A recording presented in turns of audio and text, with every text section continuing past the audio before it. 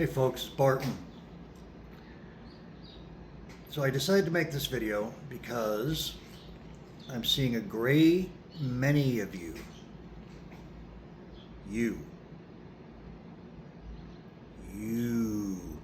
know who you are.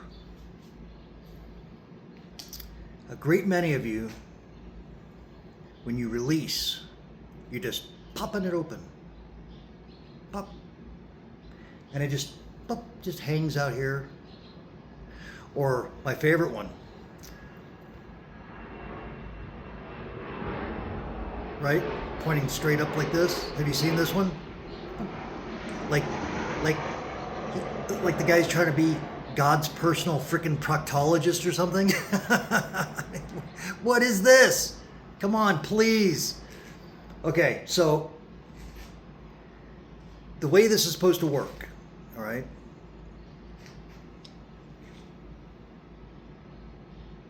Now, let me back up here. That other stuff, okay, you just pop it like you're shooting freaking marbles, okay? Just popping it open or this pointing up thing, this ain't gonna work. You're not gonna get the results that Turkish archers are after, okay, which is dead straight arrow flight. Clean release. What is this? Anyway, so if you want straight, dead, clean, if you want straight arrow flight, I'll explain it here, all right? Sorry, it's late and I haven't slept. I know it's day, I sleep in the day, I don't sleep at night. So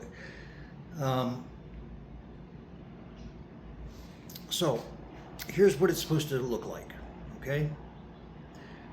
You have a strong lock, okay? Lock of 69. Anyway, so lock of 69, right? So what happens first, the index finger comes up, okay? You're drawing, okay? Expanding release, right? Not creeping, not static, expanding. Index finger comes up and you roll. This ensures that string rolls cleanly off of the thumb ring or off of the thumb. Okay?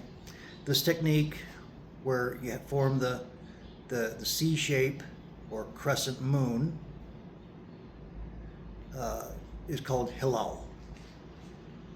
At one time I thought it was halil, but it's halal. Because it's a certain, halal is not just crescent moon, but it's a certain type of crescent moon.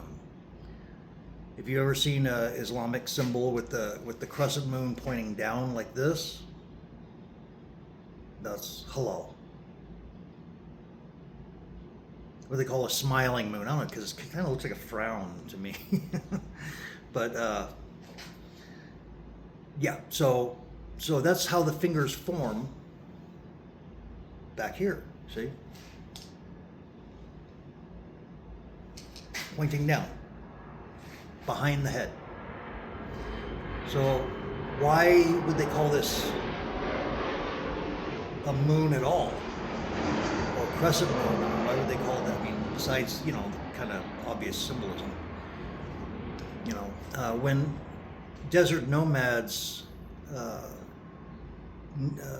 traveled, they would travel at night to avoid the heat, right? And to navigate, they would use the moon. But they would keep the moon at their back.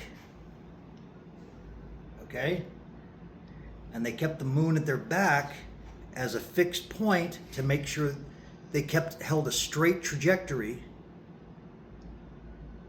on their way in their travel, so they wouldn't wander in circles or wander, Similarly, this ensures your arrow will follow a straight trajectory. Is any of this making sense? So, no more shooting marbles, no more pointing to God. Now, if you want to do that, you know, go ahead. You know, that's archery is something a little different to everybody. So, you know, if you're not interested in the historical stuff, then that's fine. But if you want good arrow flight, those guys back then, they knew how to do it. That was their archery. So, a couple other things, right? If you want good arrow flight, okay? You want a strong lock. You want to make sure that index finger gets, a lot of that index finger gets over the thumbnail. Okay, the second crease right here, the second bend, you want that almost halfway over the nail for a good lock. I mean, it's okay if you just have the middle, as long as the middle phalanx of the finger is over it, that's fine. That'll do. But for a really strong lock, I like to get a little bit further. And we don't do this. Why do we not do this? Because when you do this, you tighten the tendons of that finger. And then when you add on the draw, you tighten the tendons even further. So now when you try to lift that finger, you can't, or not easily. And so you have to kind of do the marble thing. What else? When you draw or release, you use the elbow. Strong lock, draw, and then when you release, when you get that push and pull, do it from the elbow. And then when you release, hello. Okay? There's a reason for these things. Grounded in the mysteries of the past. Whatever. Anyway, until next time, keep practicing.